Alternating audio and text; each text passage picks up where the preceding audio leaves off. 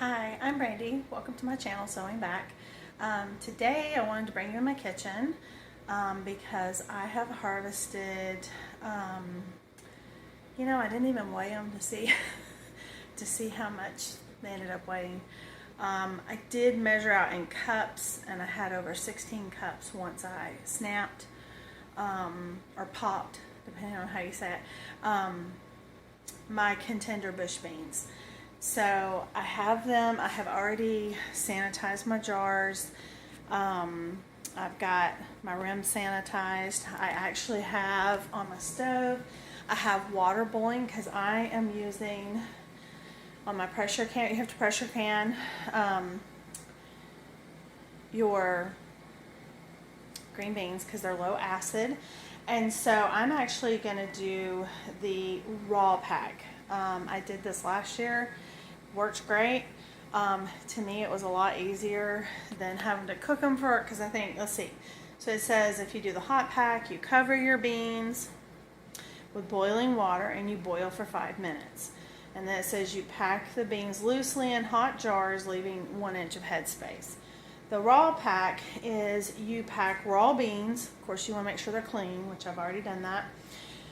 You want to pack raw beans tightly into the hot jars, leaving 1 inch of headspace. You want to add salt if it's desired. You don't have to. I will be putting some Redmond's real salt in mine. You cover with boiling water, which I have my little tea kettle here going to boil some water.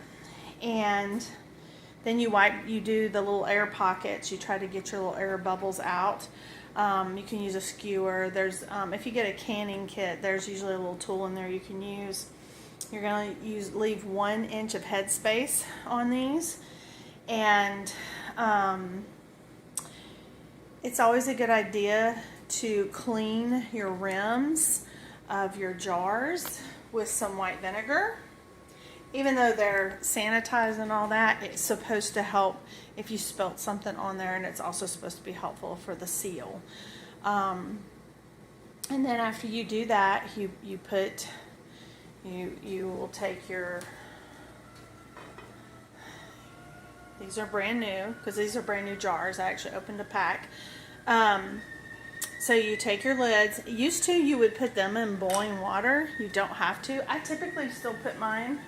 My water's boiling, so let me turn this off. I typically have put mine in water, but today I'm not going to. It's not necessary anymore if you follow the ball canning instructions. And I actually think at the, if you look at the National Food Preservation, they have also said you do not have to do that anymore. However, you're not supposed to use these more than once. Now there's controversy about that, and that's a whole nother thing. I have never used lids twice ever. I just throw them away. I actually have, like in my bee balm here, I actually have plastic for these kinds of things. I like the plastic, like this is I use on my sourdough. You can get those at like Walmart for pretty cheap. So when I'm storing things, like if you come over here, all my stuff, you'll see the majority of them are the white lids. Every now and then I will use a metal lid. This was actually, I think, a spaghetti lid. I just put it on there, I think, because I didn't have one. But now, like my bigger jars, I actually buy the special metal lids to go on those for the half-gallon and gallon jars. But as far as my mason jars, I typically only use the rings and bands now for canning, and I will use the plastic. And to be honest, they're cheaper. For all the other things. I do have some metal ones, I think they're still packed up, that are, they actually put a good seal on it, like if you're doing dehydrated foods, to keep air from getting in there. I bought some of those. Those were a little pricey, but I do have some of those. So like when we in the fall, I do a lot of the apple slices in my food dehydrator. And while you could probably do it in the little bags, I have one. I haven't used it yet. Maybe I will. But I actually just put them in the jars, and I actually would use the metal lids that have that extra seal in them, so that there's no air that'll get in them. So they last a little bit longer, but in truth, we eat them pretty quick. So, anyway, so that's what I'm doing. My water's boiling, and so my next step is going to be to pour the boiling water into my green beans here in my jar. And this is this ended up being, when I measured in cups, I had 16 cups measured, give or take, of snapped green beans. And there's 6.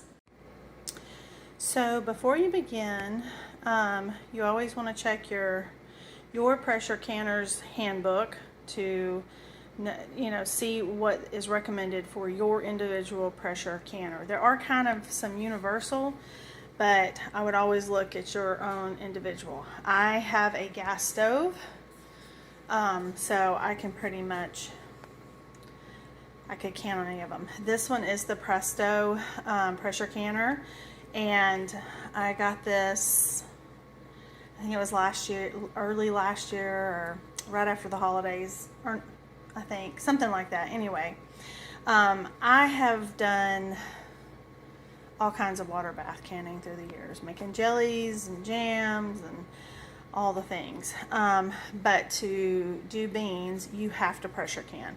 So this is my pressure canner, and if you notice, there is a silver piece that goes in the bottom. That's because you don't want your glass directly on the bottom of the pan that can crack and burn. And if you notice, there's a line in here, and you fill it up with water to that line. Your canning book will recommend what you're supposed to do for that. So that is important to your individual canner. So you will want to read, when you buy a canner, you will want to read all the pages so that you know how to do that in your personal one. I know if you have All American, they actually have some different things you have to grease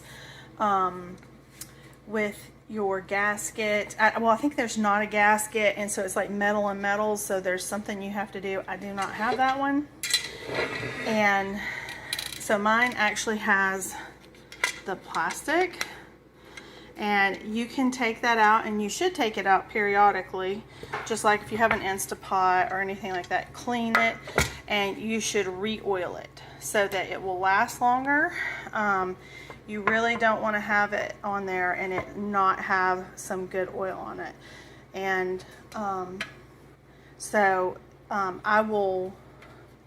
haven't used mine in probably about a month.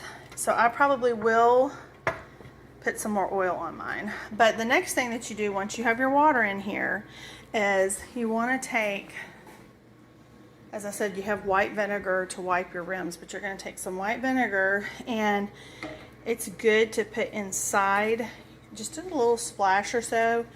It helps if you have spillover in your jars, and it's supposed to help with that. Whether or not it does, I can't tell you. I just know that that's what's recommended, so that's what I'm doing. And so after that, I'm going to take my boiling water, and I have 6 quart-sized jars. So each quart for my family of, usually it's 4. There's 6 of us, but 2 of them do not live here anymore. They're grown men. And so it's usually for 4 that I'm cooking, and one of these is a meal for us. Last year I did pint size, and what I found is I was having to open 2 pints. So this year I decided I was able to get a few more cases of the quart size. So I wanted to can my beans in quarts. Okay, so when canning on my stove, I have found that I actually like a regular burner and not like my super duper burner, because I can control the heat better on it when it's up to pressure. I made the mistake of pressure canning. I don't even remember. I think I was doing bone broth, and I did it on, so this on the Z line, this is the double, so it has 2 rings of fire. And I mean, you can turn it down, but I had a difficulty with managing my pressure. You do not want the pressure to build up to, if you look on your thing, you can see caution, like you don't want to be going there. And so for green beans, it's at 11 pounds of pressure that you're supposed to be canning. And a matter of fact, for, let's see, for quarts, you see that, quarts are for 25 minutes at 11 pounds of pressure for my altitude. And with gas, I mean, I've never done it on electric, so I can't speak to that. But on gas, that is just rocking and rolling like that, I had it getting very close to 20. So it made me very uncomfortable, and so I will probably never can on that eye. And in all honesty, that eye is really more for maybe stir frying, things like that. So I like it on my regular eye. So I'm going to go ahead, even though it's open, I don't have any jars in it, because I want to go ahead and start getting it warm. And so I'm going to go ahead and I'm just going to get my flame going on my pot with the water while I do, while I pour the hot water in, and I take the bubbles out, and then I make sure I check my head space, and I wipe my rim with the vinegar, and then you seal it up. So I'm going to show you how to do that. And let me get my hot water. Now I'm trying to do this one-handed, so bear with me, because I know a lot of people get very intimidated, but really and truly, once you do it, it's not that bad. I hope this is in the shot. So you got to leave 1 inch of head space. And that's probably, and I'll probably have to boil another tea kettle. So if you look at your little tool, you can see, I hope you can see, it's kind of hard to see, but it has the measurements: 1/4, 1/2, 3/4 an inch, and 1 inch. So this one says it needs 1 inch of headspace. So as you can see, I'm at 1 inch of headspace. So that's good. So I don't need more water in that. But can you see some of the bubbles? You see that coming up? So I'm going to use, just using a butter knife. Some people use the back of this tool. It's plastic. I'd rather use my knife. And you just kind of want to get down in the jar and move any pockets of bubbles.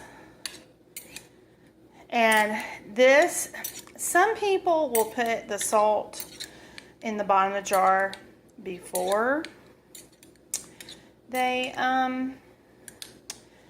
put the beans, or before they put the hot water in. I like to put it on top, so I didn't do that. So let me, excuse me, walking with me. Let me get my salt.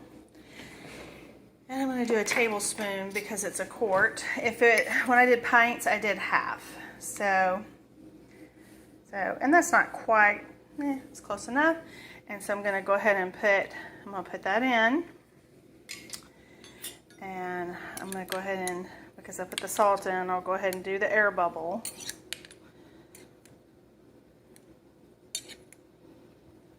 Okay. I got all the way down the bottom. I feel pretty good about that. So now I have a clean rag. Always has to be clean, okay? And I put some of this white vinegar. I got some of the white vinegar on it. I'll put a little more again. And all you're gonna do is you're just gonna wipe around the rim. Now, I didn't really get anything on this. I can tell you when you make jam or tomato sauce and stuff, or soups, you're gonna get stuff on it. And you got to clean that good, especially like if you're doing bone broth, because it's got fat, and that can interfere with sealing. So these are so easy. And then you just put your new top on. All right, and then you take your band, this is a band, and you screw it on, but you just want to do it finger tight, not like crazy tight. That you don't want to do that, because you could make it, I think if it's too tight, it could actually explode in the canner. So you want it finger tight is what you'll always hear, so that it can get pressure and it can make that seal. And after you do that, this is hot because I just put boiling water in it. So you're gonna take these little special thingies, woohoo, and you can pick it up like so. And then I'm gonna go ahead and I'm just gonna set it in my canner while I do the other jars. I'll show you what they all look like in the canner when I get done. All right, so I've got my last jar here ready to go into the canner. My canner will actually hold 7 quart size jars, and I only have 6. So if you don't have the maximum amount, you don't have to. It's fine. So you could have just a few jars in here. Now I have heard some people put water if they feel like it's unbalanced. They might put water in a jar. So I haven't had a need to do that, so I can't speak to that. I've seen that and read that. I cannot tell you if that's what you're supposed to do or not. I'm just letting you know that's what I've seen and heard. Anyway, I have all my cans in here. I oiled my gasket band. Sorry, I can't fit it all in there. I oiled my gasket band, and then you put it on. Mine has this little V thing. So, and before you always want to hold. You want to hold your thing up to the light. If you can see light, then you know everything's on the up and up. Because that's where you're going to put your weight. So I'm lining up. See my V? You see the V? So you line it up to that side. And I'm actually going to turn my stove off while I do this part. You don't have to. I'm just kind of nervous like that. And sometimes you got to play around to get this thing to line up, especially if it's hot. Which mine is. Let's see. There we go. And then, so you can see it's like this, and then you're going to, I can't hold the camera out far enough. You're going to turn it so that it's sealed. Okay? And then you're going to turn your stove back on. I'm going to turn it on high because you got to get it going. So it's going to go until this thing right here will pop up, and you'll start having steam come out of that. And once that is up and the steam is coming out, that's when you're going to set a timer for 10 minutes, and you let that steam come out, pipe out for 10 minutes. Matter of fact, I need to turn on my vent hood. So, because it gets kind of loud and steamy in here. So you let that go for 10 minutes. Then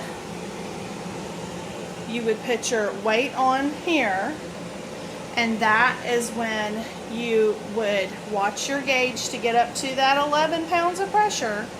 And I'm going to cook them at that point. Once I hit that 11 pounds, then I would set my timer for 25 minutes. And you do have to kind of watch it. You can't just leave the room because what if you have it up too high and it comes over to this caution area, or what if it went down? You got to kind of follow the science, and you got to follow the directions. So this isn't something like a Instapot where you can just set it and forget it. You got to be mindful of what you're doing. So when it gets up to pressure, I will show you what that looks like and walk you through it.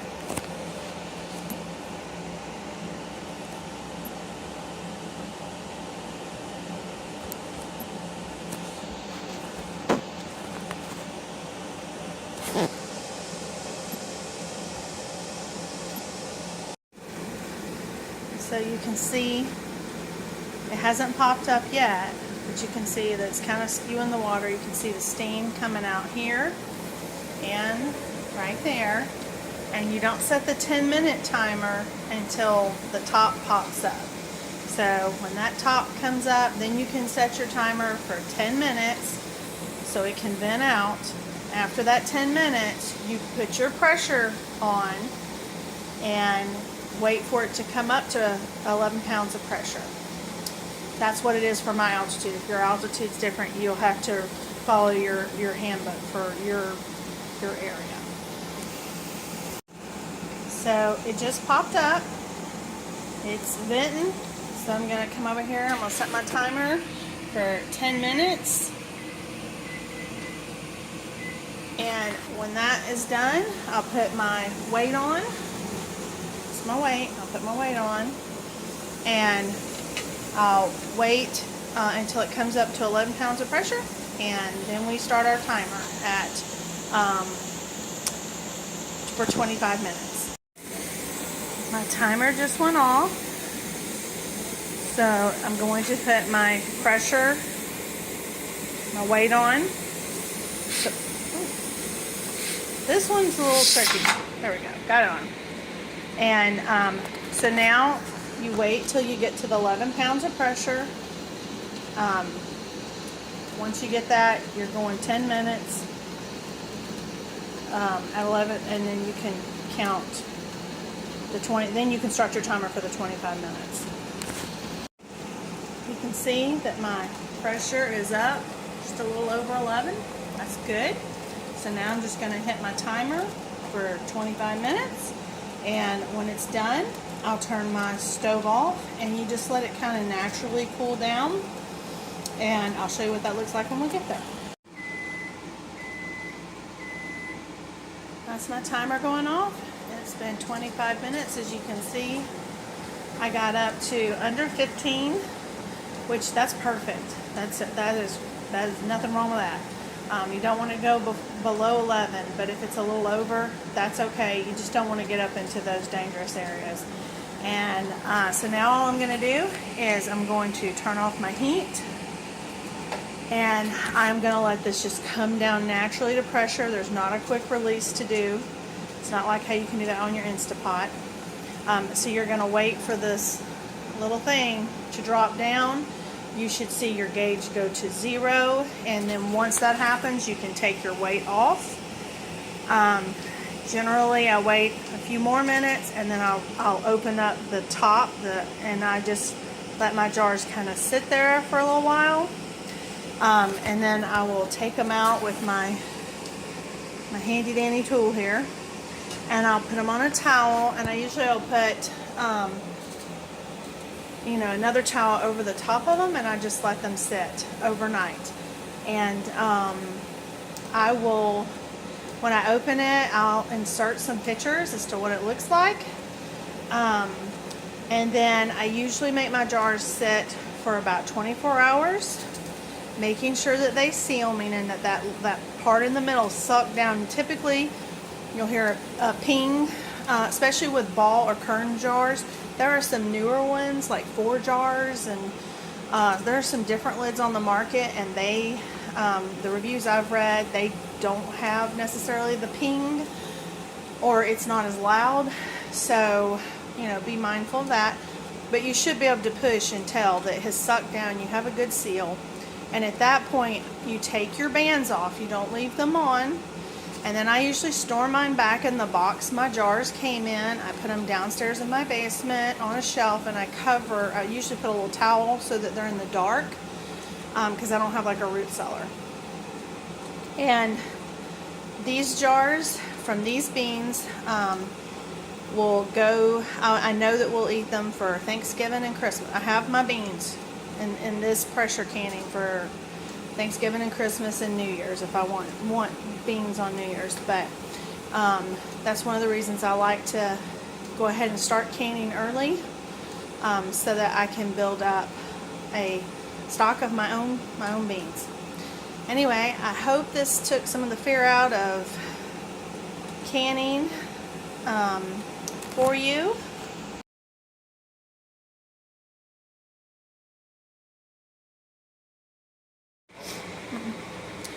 and hopefully it took the fear away. I did get my canner. I don't think I mentioned earlier. I got this off of Amazon, and even though you can see, I could have one of the really tall canners where you could double stack.